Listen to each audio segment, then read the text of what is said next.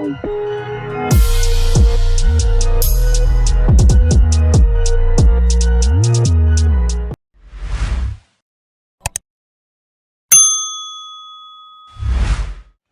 Talk UK, Pro B's.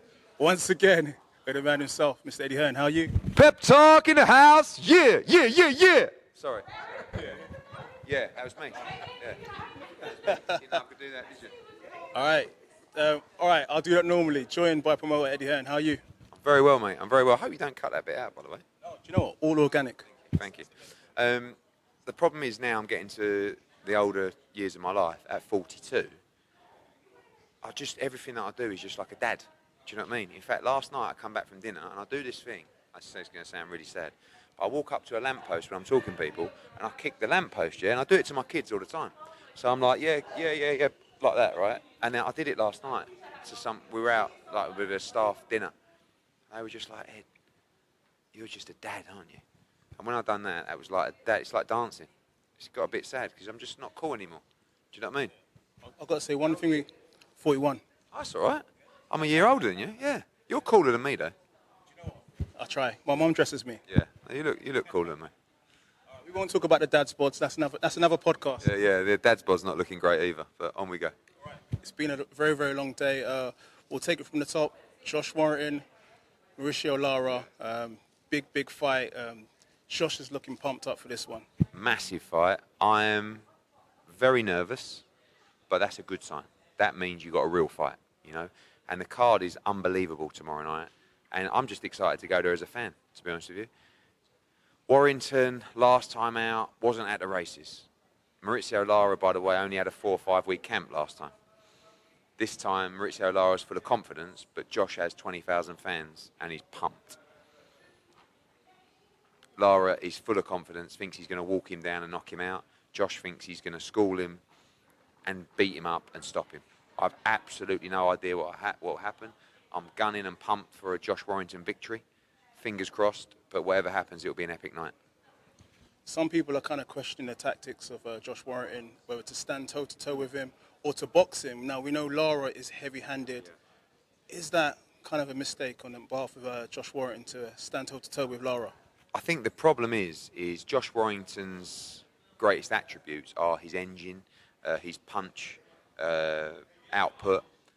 So I feel that he can't get behind the jab and just move because Lara's going to walk him down and he's going to be winning those rounds. So Josh has to pick his spots and he has to be in with combinations and then out again.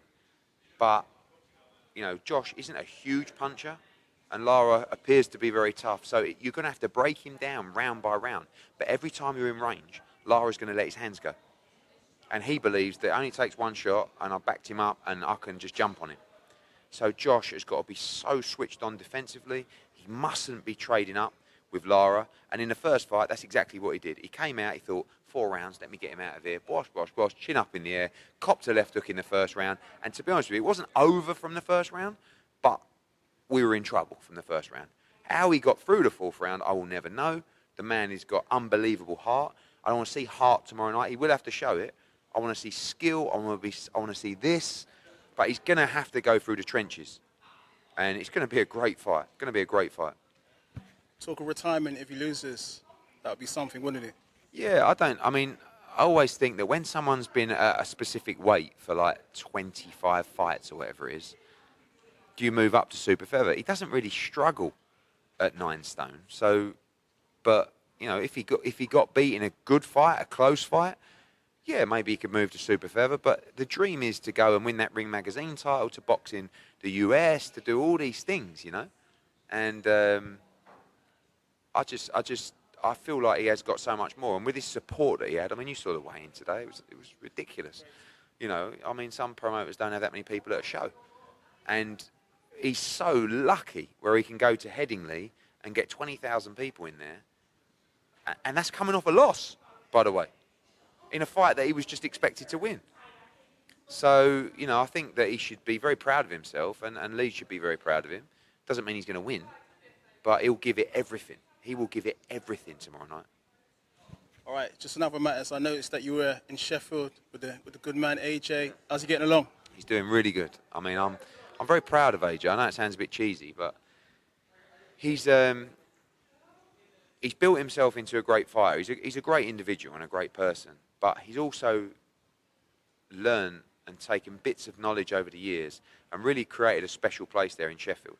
I mean, you know, you've got the GB team. It's just such a great place. But he's, you know, and a shout out as well to KD. You know, he's a guy who has built a great camp for him. Great sparring. Everything's so professional. It's so similar to Klitschko camp, you know. But you've got like 7 or 8 sparring partners, but they're training. They're not just sitting on their asses waiting for a call. They're training with him. They're getting in. They're doing 3 rounds. Right, bring in the next one.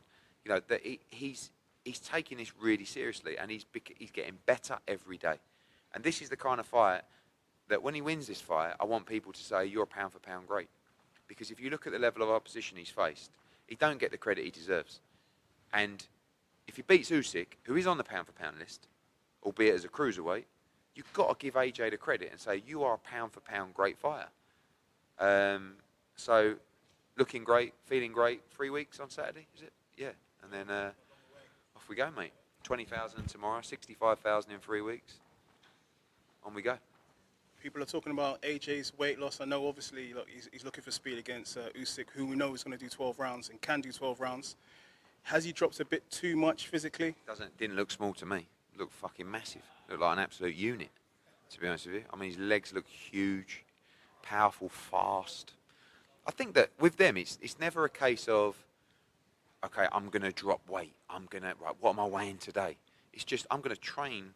I think the difference between the training over the years is he's gone from a guy that was lifting weights and doing a lot of powerful, explosive stuff to a guy that is boxing, you know? More sparring, more time on your feet, more time in the ring, more rounds on the pads, more rounds on the bag, and that's what's going to get you to fitness over time. Before, he was extremely explosive, but after that tank was empty, you know, how do you go those championship rounds? And you have to remember, he always got in that position before his time. You know, when he boxed Dillian and when he boxed Charles Martin, when he boxed Klitschko, he didn't really know what he was doing. He was just big and strong and tough with good attributes and good fundamentals. Now he's all-rounded. He knows, he understands the game. And that makes you so much more difficult to beat. Last, I've got to ask you about Billy Joe Saunders, $5 million to fight Chris Eubank Jr. Interesting, isn't it? You thinking about doing that? Yeah, I don't think the money's out of control, to be honest with you. I mean, it's a huge fight, but I'd just like to see Billy back in the ring. You know, but he's got to be happy to do it. I don't see him fighting this year, but, you know, I think boxing is good for Billy Joe Saunders, and I think he's an incredible fighter. And when I had him out on the Canelo fight, he weren't phased at one point during that fight. The ring walk, the fight week and everything. And I'd like to see him back in the ring if he's fit and healthy. He also manages some fighters, but I think he needs to get around boxing because I think it's good for him as well. And yeah, the Eubank fight, I think it's always, when a fight becomes just for money, you know, you lose a little bit of desire sometimes, you know, as a fighter, because the only reason Billy would take that fight is for money. Because he doesn't, why would he fight Eubank? He's beaten him once, he's been over, he's won a world title, he's boxed Canelo in front of 75,000 people. The only reason to fight Eubank is money, which is fine. Like, it's a tough sport. But when you're just fighting for money, when things get tough, and you know you've been paid anyway, that's when it starts to get, I always think that once you're fighting for money, you should be looking to pack it up. Chris Eubank Jr., you mentioned the fact that there was no broken orbital bone for Billy Joe Saunders. What did you make of that comment? I mean, if you watch boxing over the years and you're aware of injuries, you know when an orbital bone is broken. Actually, as soon as that punch landed and he got up, I said, someone sitting next to me, he's broken his cheekbone. His eye sagged in here. There was an indent in here, and his eye was down here. That doesn't happen with a normal injury. Normally, an injury like that, it doesn't come from excessive swelling. When you see excessive swelling, actually, that is not a broken orbital bone. What a broken orbital bone is a sag in the eye, your eye drops, part of your cheek will drop. You see it with Kell Brook. You don't see this, you know, massive inflated eye when you can't see. You see an indentation in the cheek and the eye drop. And I tell you something now, if he would have carried on against a fighter like Canelo with a fractured orbital bone or broken, which he had, I think it was 2 breaks, then, you know, it wouldn't have been pretty. But yeah, I don't think you can question the injury personally. All right, Mr. Eddie Hearn, thanks for your time. Top man. No worries. Cheers, Pep Talk.